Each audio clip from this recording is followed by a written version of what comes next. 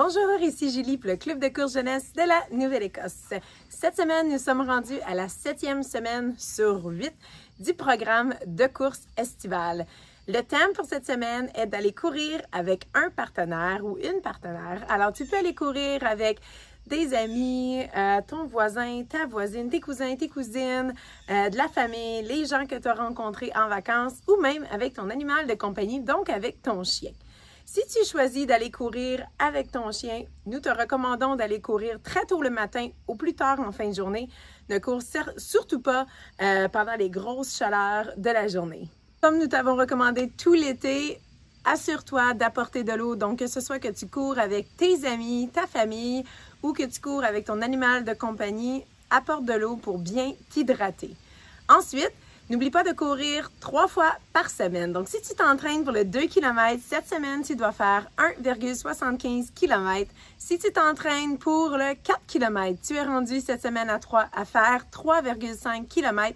Et si tu t'entraînes pour le 5 km, tu es rendu cette semaine à faire une distance de 4,5 km.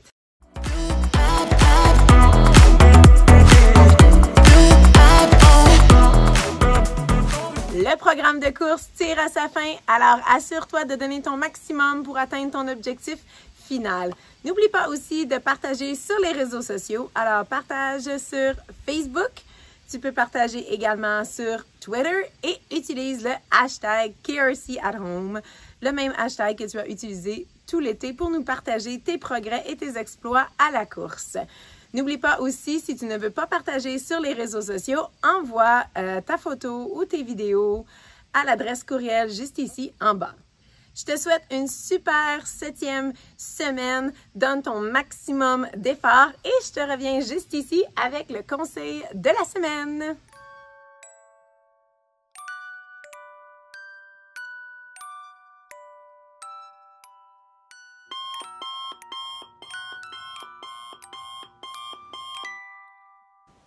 C'est l'heure de se lever. Ici Julie pour le Club de course jeunesse de la Nouvelle-Écosse. Alors, cette semaine, tu as bien deviné que le conseil de la semaine, c'était le sommeil. Alors, je me lève et je t'en parle un peu plus bientôt.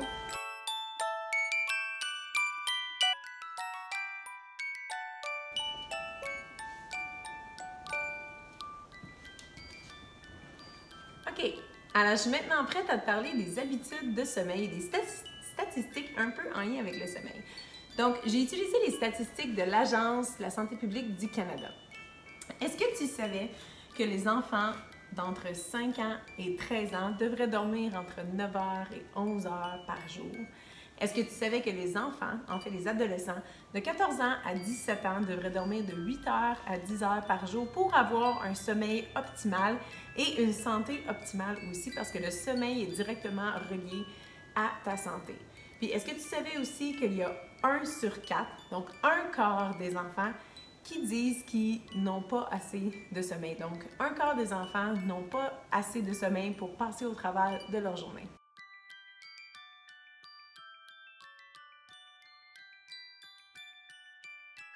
Tout ça, c'est quand même assez mathématique. Alors, je vais utiliser des Legos pour te montrer.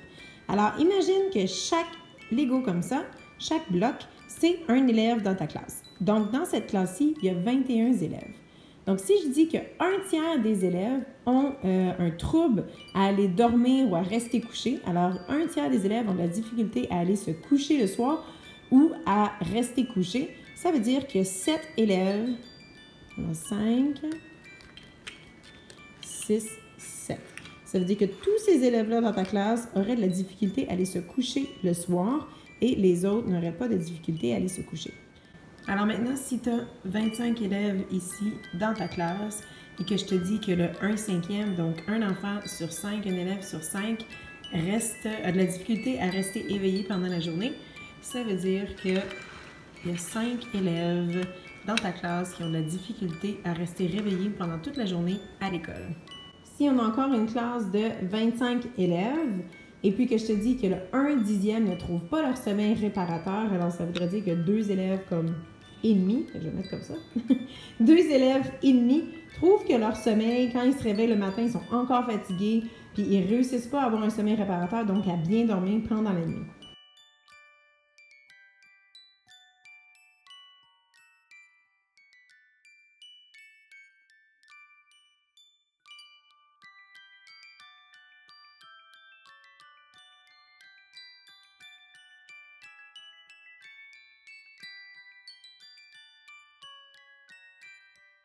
Alors, pourquoi c'est si important de dormir? C'est que quand tu as une bonne qualité de sommeil, tu es moins stressé. Alors, tu t'inquiètes moins pour les choses qui se passent dans ta vie. Tu es moins hyperactif. Donc, par exemple, à l'école ou quand quelqu'un te parle, tu es capable de te concentrer un peu plus sur ce que la personne dit.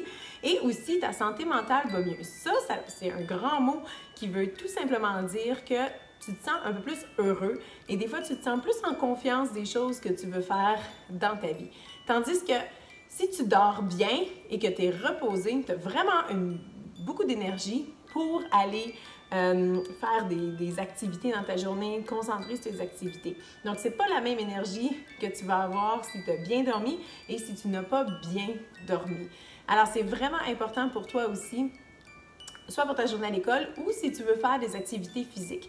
Alors, si tu es déjà fatigué, eh bien, faire des activités physiques va être quand même un peu plus difficile pour toi parce que tu n'auras pas cette énergie-là, cette bonne énergie-là qu'une bonne nuit de sommeil réparatrice va t'avoir offert. Alors, j'espère que tu as appris quelque chose et que tu n'es pas une des personnes qui ne dort pas bien la nuit parce que c'est vraiment quelque chose qui n'est pas agréable. Si tu as de la difficulté à dormir, je te conseille d'en parler avec tes parents très sérieusement et sinon de peut-être même aller consulter un médecin si tu as des grandes difficultés à dormir. Donc, j'espère que tu as aimé cette vidéo et que tu vas passer une belle nuit de sommeil. Je te souhaite une super belle journée et bonne nuit!